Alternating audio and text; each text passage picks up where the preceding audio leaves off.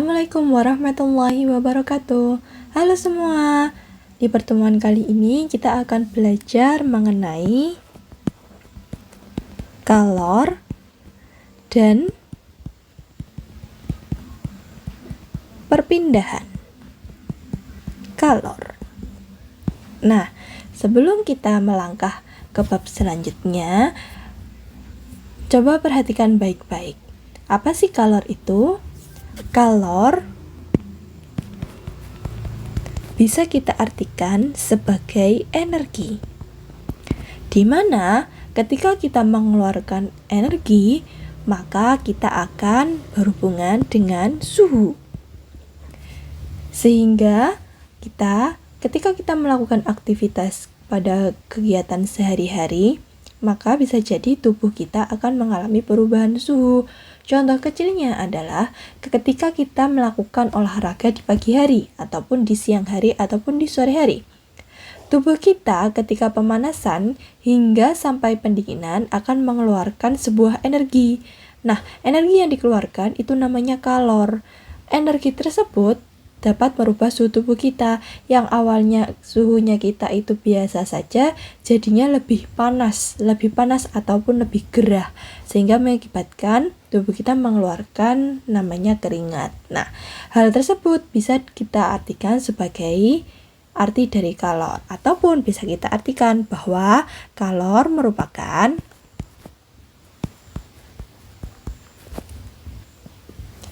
suatu bentuk energi ataupun tenaga yang mana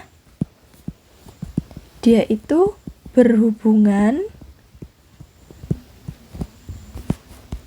dengan suatu suhu ataupun dengan panas. Nah, itu adalah arti dari kalor.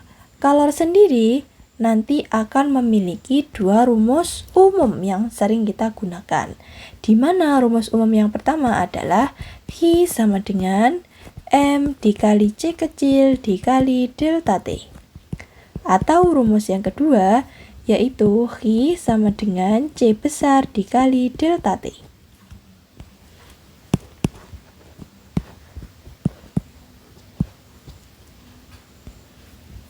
Nah, apa sih keterangan dari masing-masing rumus tersebut? Mari kita tuliskan satu persatu di bawahnya, di mana keterangan masing-masing dari rumus tersebut ialah Ki. Ki itu adalah simbol dari kalor atau energi, yang mana satuannya adalah J atau dibaca joule. Yang kedua ada M. M itu adalah massa, di mana massa itu memiliki satuan kilogram. Kemudian ada C kecil. Itu artinya atau simbol dari kalor jenis, di mana satuannya joule per kilogram derajat Celcius. Kemudian ada C besar, yang mana artinya adalah kapasitas kalor, di mana satuannya joule per derajat Celcius. Dan yang terakhir kita peroleh adalah delta T. Delta T adalah perubahan suhu, dengan satuannya adalah derajat Celcius. Karena delta T itu perubahan suhu, sehingga suhu nanti dapat mengalami perubahan, di mana nanti delta T itu rumusnya adalah T2 dikurangi dengan T1, yang mana artinya T2 itu adalah suhu akhir dan T1 itu adalah suhu awal. Oke, di sini kita akan belajar menghitung kalor, di mana perhatikan contoh soal yang pertama. Hitunglah jumlah kalor yang diperlukan untuk meningkatkan suhu sebatang besi dengan massa 10 kg dari 20 derajat Celcius menjadi 100 derajat Celcius jika kalor jenis besi sebesar 450 Joule per kilogram derajat Celcius. Dari soal tersebut, kita cari apa saja yang ada di soal. Yang pertama, soal nomor 1 yang ditanyakan adalah berupa kalor. Kalor tadi di keterangan, di mana kalor tersebut adalah simbolnya He. Berarti He yang kita cari. Di mana di situ ada keterangan suhu. Suhunya besi itu berawal dari 20 derajat Celcius menjadi 100 derajat Celcius. Di mana 20 derajat Celcius itu dikatakan dia T1 dan 100 derajat Celcius dikatakan dia adalah T2. Kemudian, besi tersebut memiliki massa 10 kg, di mana massa tadi simbolnya adalah M, satuannya kilogram. Jika kalor jenis besi 450, di mana kalor jenis tadi di sini simbolnya adalah C kecil, sehingga 450 ini adalah C kecil. Yang kita hitung yaitu kalornya. Maka kita peroleh rumusnya. Q sama dengan karena ada massa, ada perubahan suhu, dan ada kalor jenisnya, maka bisa kita tulis Q sama dengan massa dikali kalor jenis dikali perubahan suhu. Di mana perubahan suhunya kita peroleh menjadi massa dikali kalor jenis dikali kurung kurawal T2 dikurangi T1 atau suhu akhir dikurangi dengan suhu awal. Kita tulis semuanya, kita masukkan ke dalam rumus, di mana kita memperoleh massa sebesar 10 kg. Dikali dengan kalor jenisnya berupa 450 Joule per kilogram derajat Celcius, di mana dikali dengan perubahan suhunya T2-nya sebesar 100 derajat Celcius dikurangi T1-nya sebesar 20 derajat Celcius. Kemudian kita lakukan pengurangan terlebih dahulu. Kita tulis kembali massanya, kita tulis kembali kalor jenisnya. Kita hitung 100 derajat Celcius dikurangi 20 derajat Celcius yaitu sebesar 80 derajat Celcius. Sekarang kalian perhatikan pada hasil perhitungan yang sudah kita masukkan tadi, adakah satuan yang sama? Di situ terdapat satuan yang sama berupa kilogram, maka kilogramnya bisa kita coret. Dan ada satuan yang sama lainnya berupa derajat Celcius bisa kita coret. Sehingga perhitungan nanti bisa kita peroleh dalam satuan Joule atau J. Di mana 10 dikali 450 dikali 80 hasilnya adalah 360.000 Joule. Di sini kita peroleh kalor dari besi, sebatang besi itu sebesar 360.000 Joule. Oke, sekarang ada contoh soal yang nomor 2. Bisa kalian perhatikan. Ibu memasak air dengan massa 100 gram serta bersuhu 25 derajat Celcius yang akan dipanaskan hingga 85 derajat Celcius. Jika kalor jenis air 4,2 Joule per kilogram derajat Celcius, maka hitunglah kalor air tersebut. Coba kita cari masing-masing di soal nomor 2 terdapat apa saja yang kita peroleh. Yang pertama adalah air memiliki massa sebesar 100 gram, maka 100 gram tersebut adalah massanya atau simbolnya M. Bersuhu 25 derajat Celcius yang akan dipanaskan hingga 85 derajat Celcius. Maka 25 derajat Celcius bisa kita artikan suhu awal atau T1 dan 85 derajat Celcius bisa kita artikan T2. Jika kalor jenis air 4,2 Joule kilogram derajat Celcius atau bisa kita artikan C kecil, maka hitunglah kalor air tersebut. Nomor 2 berarti kita mencari lagi dan lagi H-nya. Karena ada massa, ada kalor jenis, dan ada perubahan suhu, maka kita masih menggunakan rumus yang sama, yaitu Q sama dengan massa dikali kalor jenis dikali delta T, di mana perubahan suhunya bisa kita jabarkan menjadi massa dikali kalor jenis dikali T2 dikurangi T1.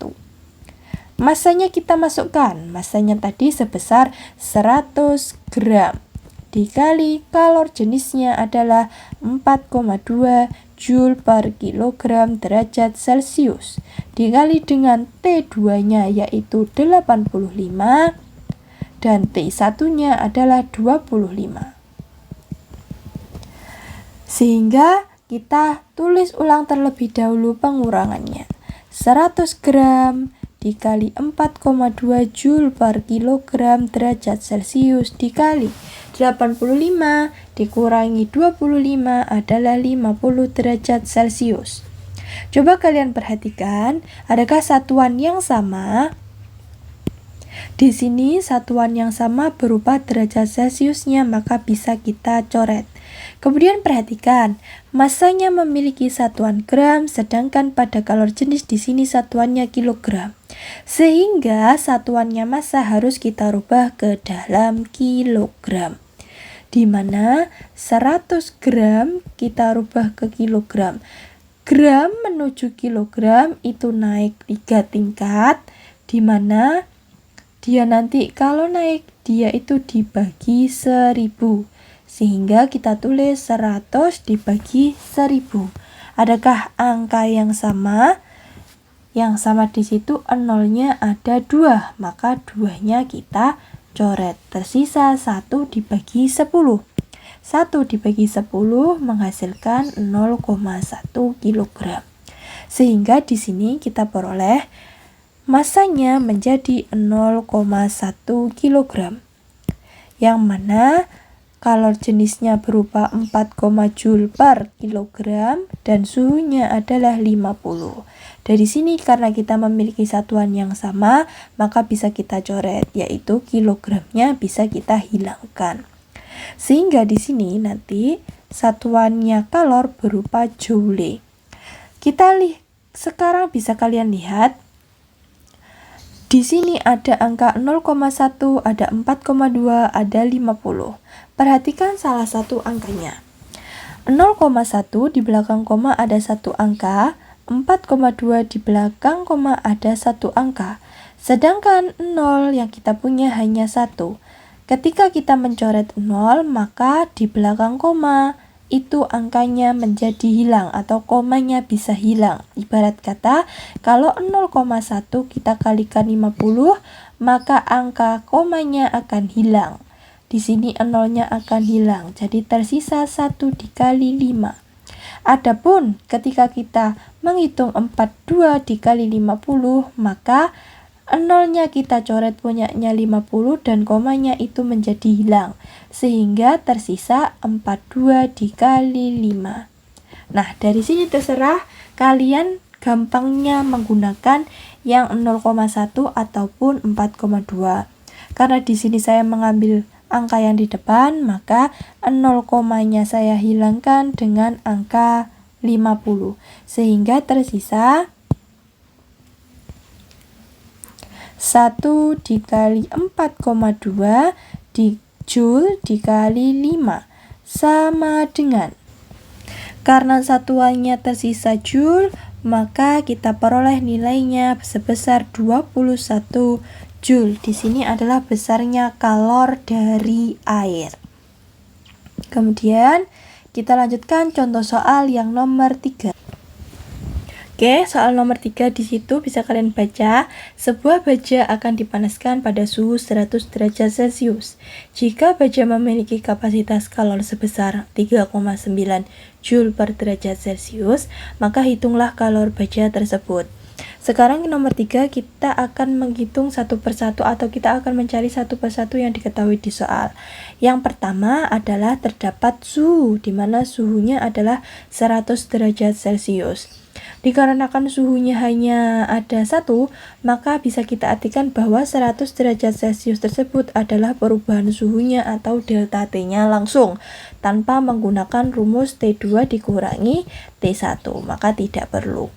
Kemudian, di situ baja memiliki kapasitas kalor sebesar 3,9 Joule per derajat Celcius. Karena kapasitas kalor, maka di sini kita punya C besar. Sehingga kita dapat menghitung kalor bajanya atau Ki yang kita hitung. Maka Ki bajanya rumusnya karena menggunakan C besar, C dikali delta T. Kita masukkan nilai C-nya atau kapasitas kalorinya yaitu 3,9 Joule per derajat Celcius dikali delta T-nya sebesar 100 derajat Celcius.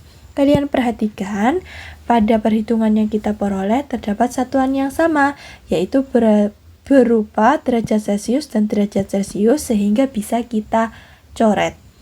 Kemudian, tersisa satuannya berupa Joule. Kemudian di sini perhatikan, karena di belakang koma itu terdapat satu angka, sedangkan 0 yang kita punya 2, untuk menghilangkan komanya, maka kita perlu 0-nya yang dicoret sebanyak 1, sehingga komanya hilang. Tersisa 39 Joule dikali 100. Bukan 100 ya, saya ralat, dikali 10. Sehingga jawabannya adalah 390 Joule. Di sini adalah kalor dari baja pada soal nomor 3. Sekian perhitungan kalor hari ini. Nanti saya akan menuliskan beberapa soal yang bisa kalian kerjakan pada tugas selanjutnya atau untuk melatih kalian menghitung tentang kalor. Oke, sekian. Wassalamualaikum warahmatullahi wabarakatuh.